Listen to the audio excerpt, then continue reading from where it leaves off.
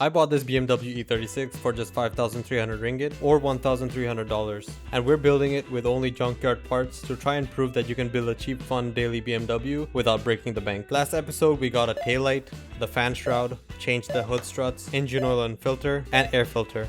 And in this episode, we had some crazy finds for really cheap, like really cheap. And you're gonna wanna stick around for that. We also deep clean the car, follow some dude up some stairs, attempt to restore these wheels, fix a clutch problem, and do some preventative maintenance. First, let's fix the clutch. But before we diagnose it, we need to know how a clutch system works. So when you press the clutch pedal, it presses down the master cylinder, which pushes clutch fluid, which is also brake fluid, into the clutch hoses and hard lines into the slave cylinder. And with this hydraulic pressure, it pushes this rod into what's called a clutch fork. This pushes the throwout bearing or release bearing into the diaphragm spring, and with this pressure on the diaphragm spring, it separates the clutch and the pressure plate. And this is what the mechanism looks like inside the gearbox. This allows your gearbox to disengage from the engine to shift the gears. And just to make things clear, this is how the diaphragm spring works. And because we have no clutch feel and there was a pool of clear fluid underneath, it's either the master, slave, or one of the hose. But in certain cases, it could be that the fork is not in place and the misaligned slave rod and the fork aren't making contact. In that case, you have no clutch and it might just shoot the slave rod into the bell housing. So I started by disassembling the lower panel, and then I took off these clips.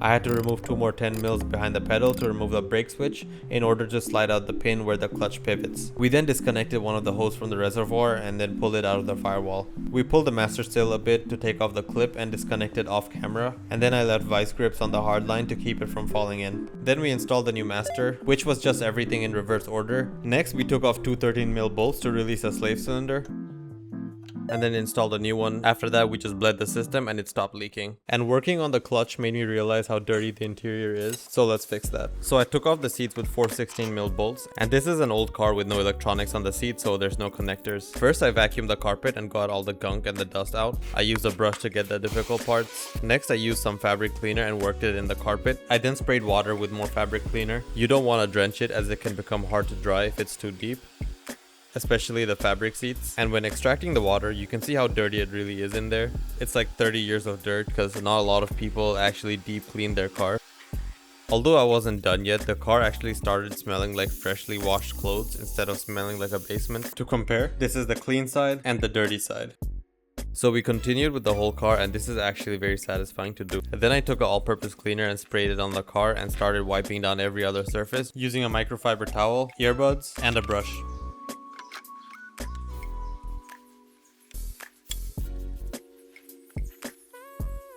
And make sure to get the small crevices with a toothpick or earbuds, because these small things add up and make a big difference.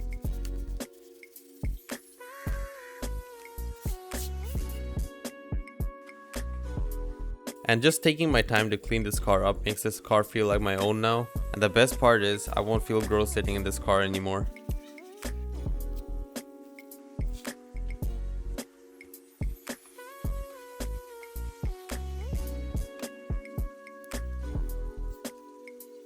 And this is the point I realized that my radio uses a key card. Can anyone tell me the purpose of this?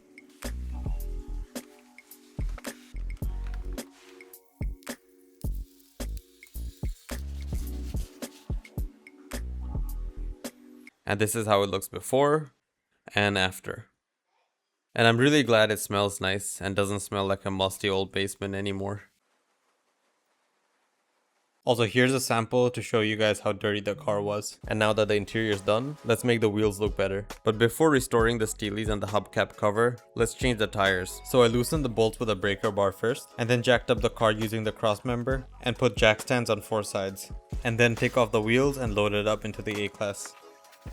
So I drove 30 minutes to Sri Kembangan. So this is basically a normal tire shop, but then they are selling their used tires. They took us to this sketchy storage area full of new and old tires. So if you ever wondered where your old tires go after you install new ones, well, it's here. And a lot of these tires are actually very good, and some were made just last year. I'll explain how to check your tires in a bit so you don't waste your good old tires, cause clearly someone wasted the decent tires I'm buying. We paid a total of 300 ringgit or $70 for the tires with new valves and installation. So what tires did we actually get? The fronts were Toyo CR1s and the backs were some land sale tires. The land sales were 2025 tires and the CR1s were 2023 and they all had deep tread. Then they helped load the tires into the car, but there was still another stop we had to make, and that was Bavarian Auto for some parts. Getting used tires isn't something I recommend for most people, but getting good used tires is still a lot better and safer if you have really messed up tires already. But I would still suggest investing in some new good tires, because getting tires is about your safety and you don't want to cheap out on that. Check for nails and cracks, because when tires age, they harden and crack. So don't buy tires older than 5 years. Look for these 4 numbers. The first 2 is a week and the last 2 is a year. Next, you want to make sure the tires have even tread. If the inner side is significantly less, the previous car had too much negative camber. If the outside has a lot less, then it had too much positive camber. Uneven wear can cause your car to pull to a side or just wear out faster. Next, you want to make sure the tire tread is deep enough and usable. You have different currencies that have their own way to check using a coin, but I prefer using these inexpensive tire tread tool which costs like $2. Every tire has a minimum tread depth. A new tire should be around 7 to 8 millimeters, and any used tire above 5 millimeter tread is good. Anything below 1.6 is illegal and dangerous. Next, let's go ahead and restore these steelies and the hubcaps. For this, we need low to high grit sandpaper, a wire brush, primer, your base paint, a clear coat, some cards in case something goes wrong and you resort to doing magic tricks, or we could just use it to mask the rims, isopropyl alcohol to clean the surface, and most importantly, please get one of these. It's like a respirator mask. These are very cheap and they prevent toxic fumes from being inhaled, especially with 2K clear coat, and make sure you're in a well ventilated or open area. I used a drill and a wire brush to sand off the paint. Make sure to use eye protection when using these because the steel things can fly into your eyes. For the hubcaps, I used sandpaper. I started with a low grit and then went up to a higher grit and then drove to the middle of nowhere because I do have neighbors that live really close and I don't want them to inhale the fumes.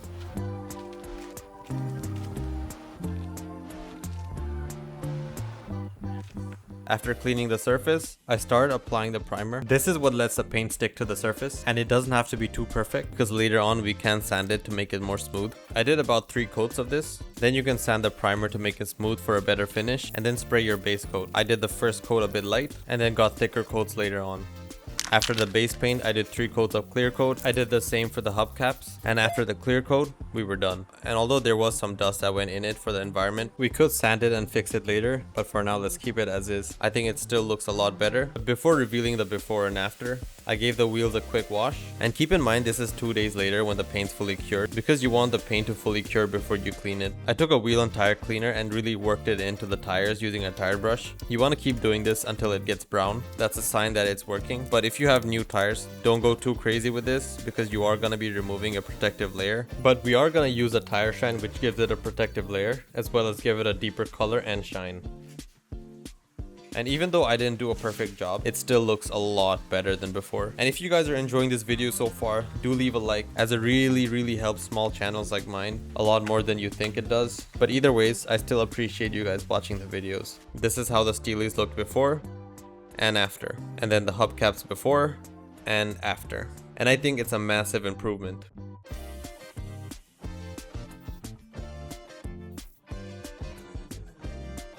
And after that, it only made sense to drive somewhere to get some shots of the car with the freshly painted wheels and the new tires.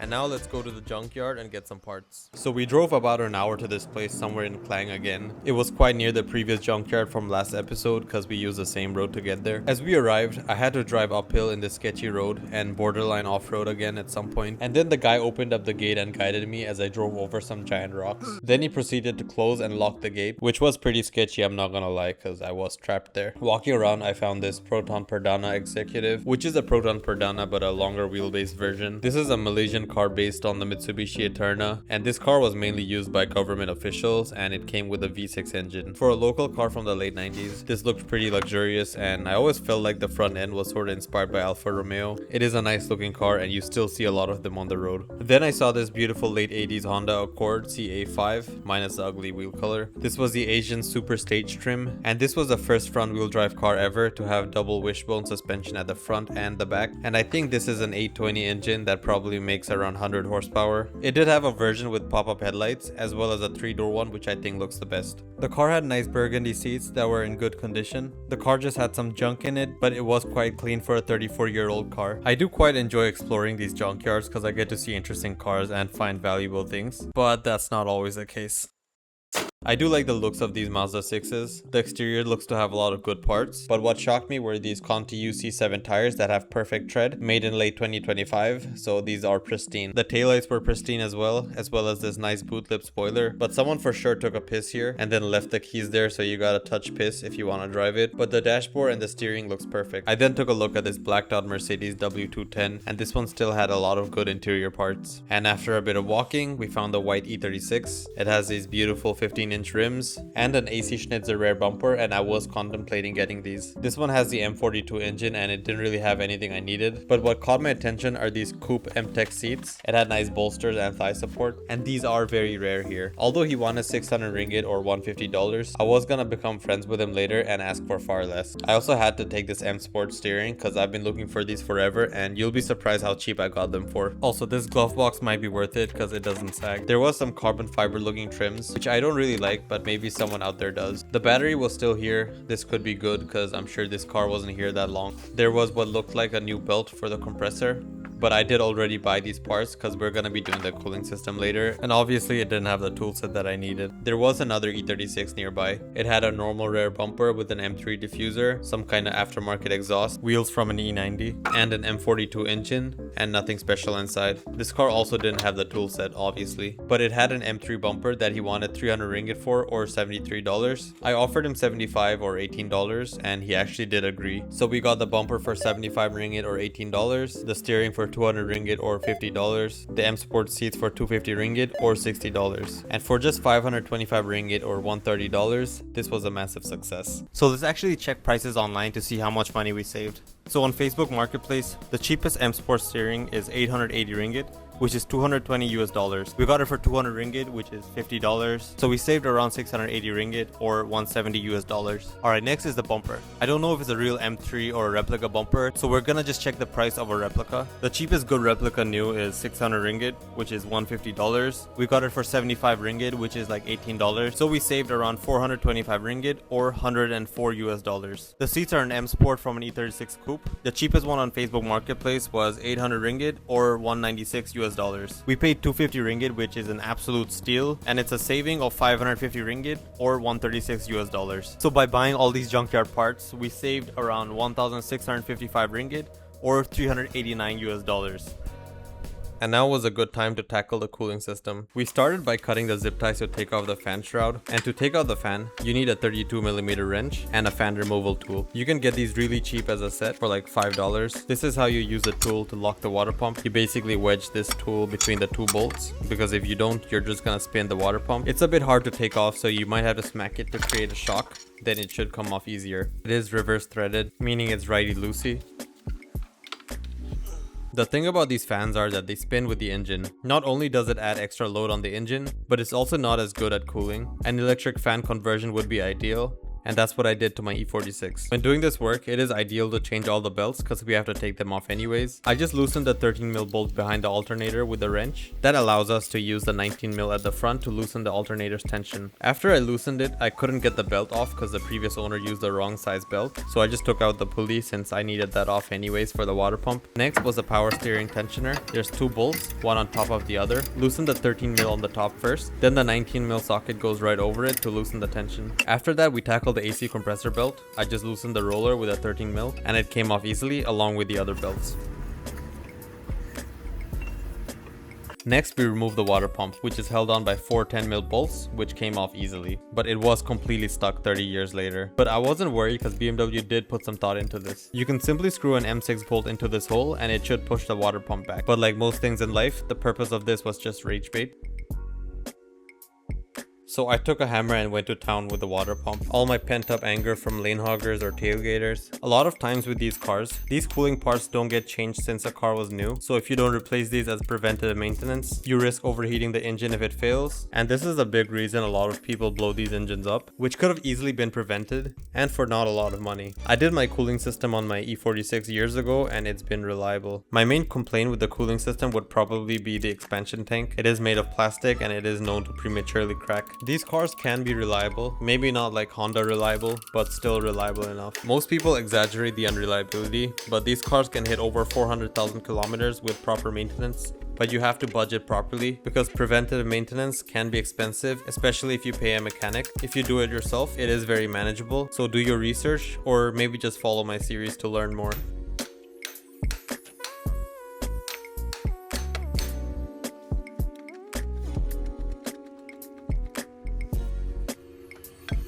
And then that last blow sealed the deal. The nail in the coffin. The departure of which long resisted separation until time insisted otherwise. And this water pump is properly cooked. And then I unbolted the 10 mils from the thermostat, which was far easier to remove, which revealed why you should not use tap water in your cooling system. I just took a screwdriver and pried it off, and if you haven't noticed it already, there's no thermostat in this. Someone deleted it. This is what an actual thermostat looks like. It has a wax inside that melts or turns solid based on the temperature. This allows the thermostat to open or close to allow coolant into the engine. This ensures that the car is always maintaining operating temp, which explains why my car stays cold for so long and cold starts, as a non-existent thermostat is always open. And next I took off the bolts on the expansion tank using an Allen key.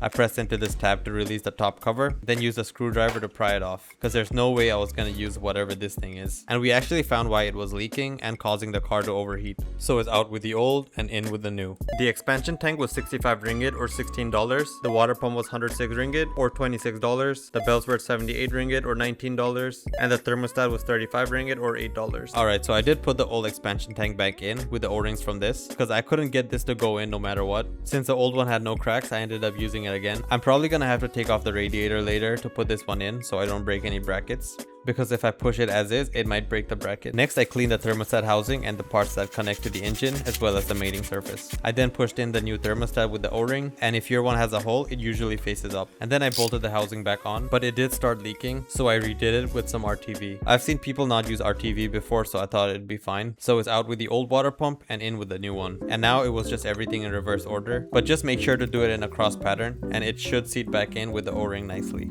I feel like there's a lot of people out there that want to DIY, but things just look overwhelming when you watch it. But just try taking things one step at a time, and before you know it, you got through most of the hard parts and you save a lot of money. And now that we have the old belts out, we're gonna put the new ones in, and because these are the right spec, it slides in much easier. And then make sure you tension everything back to spec, make sure it's not too loose or too tight, and then we attach the fan back. This would also be a good time to just add in some water and check for leaks. And as you can see, installing all of this was pretty easy and super affordable. But now let's flush the old water and add in some new coolant. I started by adding some coolant flush into the system with the old water still in. You also want to turn on the car so the thermostat opens so you can add in more water.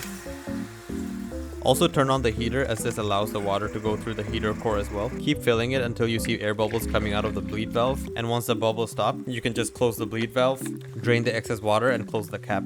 Let the car run for at least 10 to 20 minutes, and driving the car short distance can actually help flush the system. And then unscrew the drain plug on the radiator and let all the old water out. You can also drain directly from the engine block, but I just used the radiator one and did multiple flushes, which does still get all the dirt out. You want to repeat this process until the water becomes clear and clean. This is what my 3rd to 5th flush looked like, and it was already clean on the 5th one. As I flushed with the distilled water, I still had some distilled water in the system. This engine uses about 7 liters in the cooling system, so I just added around 3.5 liters of BMW blue coolant. Just use whatever's recommended for yours. And just like before, we turn on the car with the heater on, pour some more distilled water, let it bleed until there's no more bubbles. If you don't do this part, there will be air pockets which can cause your engine to overheat. Once you're done, close the bleed valve, drain any excess coolant, and close the coolant cap. A good idea would be to drive the car for a bit to make sure the car doesn't overheat, and if the heater blows hot air, that's also a good sign. Also, I did change the number plates. This is before and after.